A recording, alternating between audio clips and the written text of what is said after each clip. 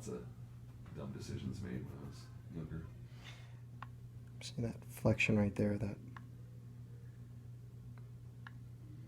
you can keep going over that, and that's going to keep breaking there. You can rub this side, and we're still going to get a break on that right there with that lower cervical.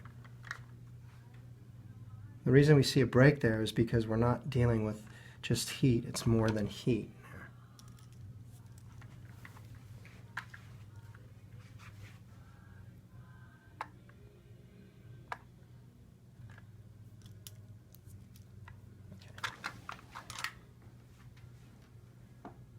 So now I'm confirming with the x-ray, I'm just feeling for any type of inflammation and any motion restricted at that joint.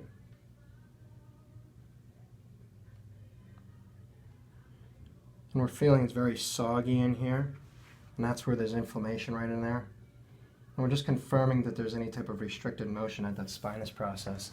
We're doing the same for up here in the thoracics too. Checking the vertebrae below and the one on top. Clearly there's edema right in there.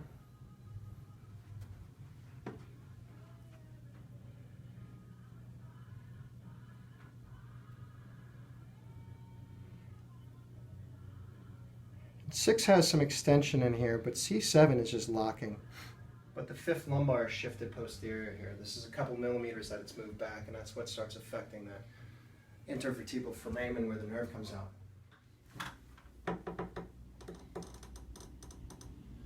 We use that x-ray to confirm that we're definitely on the fifth lumbar.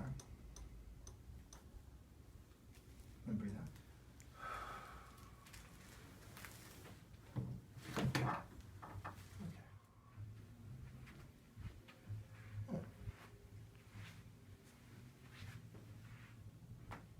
Okay.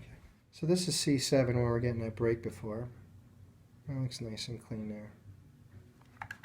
And that's the mid-dorsal here.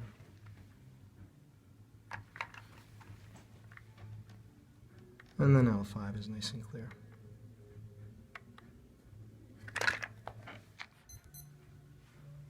And we're just feeling for slight motion changes here to come back into the joint.